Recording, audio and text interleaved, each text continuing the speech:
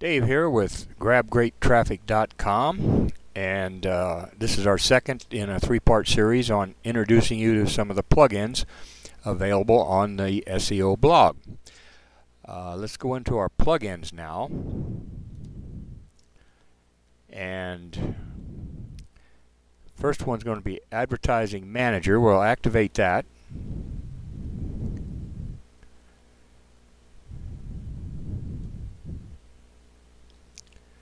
And now that that's activated, we can go down to our settings, and we'll have a section called Ads. This will rotate our ads. We can paste in the ad that we've gotten out of AdSense, and first thing we'll want is to do the settings.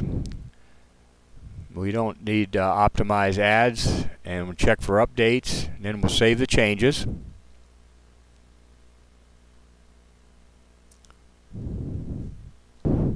And now if we want to construct or place a new ad,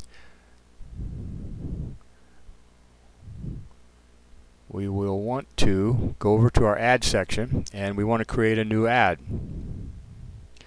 And here's where you're going to paste your ad code in, and we have a link to an excellent tutorial if you want to change things around. There's a real good tutorial on placing your ads in the template. So that's in the post transcript, so check that out. And now we're going to go into another plugin, and that's going to be Dean's FCK editor for WordPress. Now we've already activated that, and let's go into it's fairly straightforward after you activate it, and let's go into add a new post just to see what it looks like. And you've got all these options here. You can highlight your letters. It's got a lot of different font selections.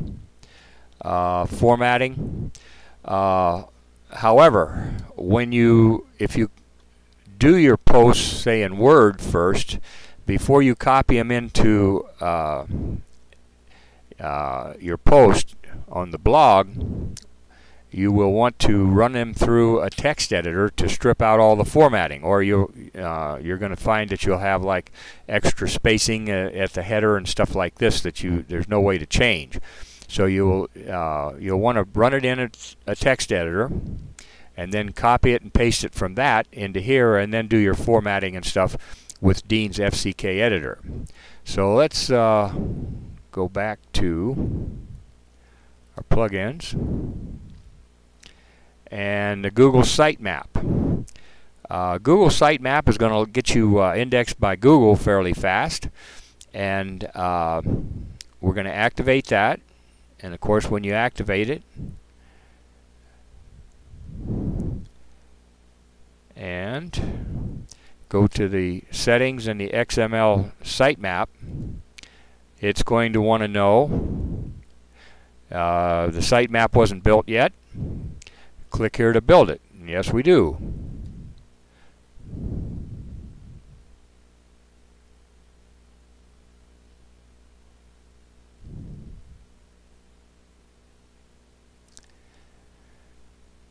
And most of the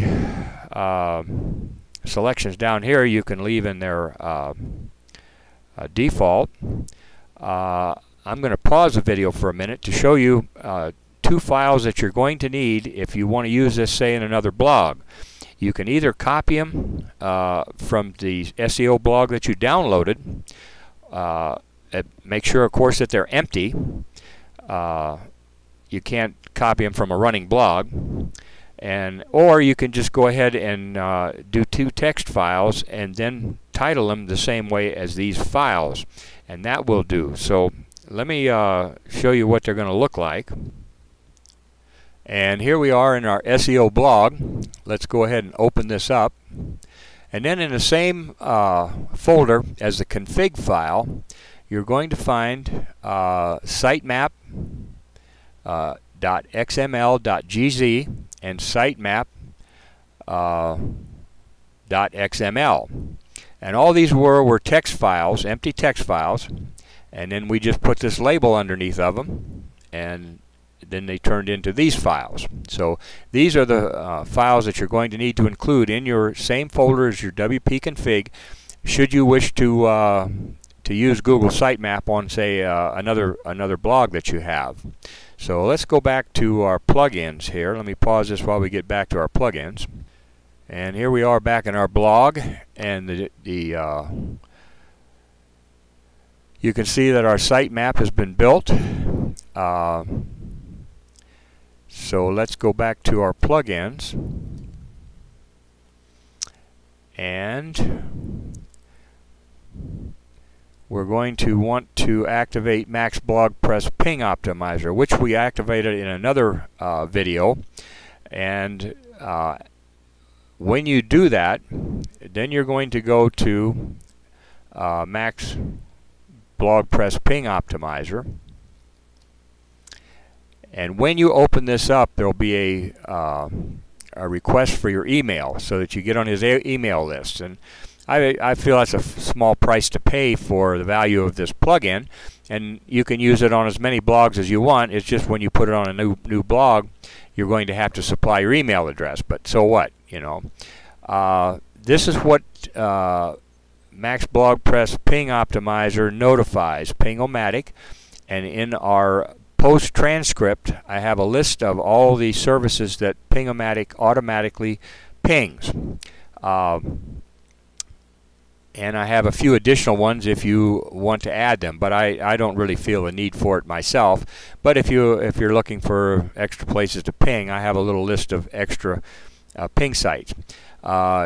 You can enable or uncheck it to disable pinging.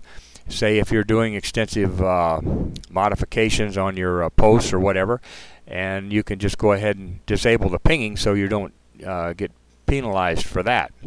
So that covers Max BlogPress. Let's go back in.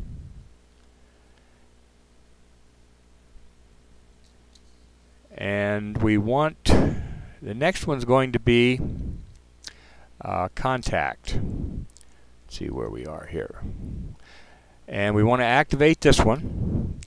This is primarily, I personally prefer having a contact page. But should you want to insert a contact form in one of your posts, then you would use this plugin.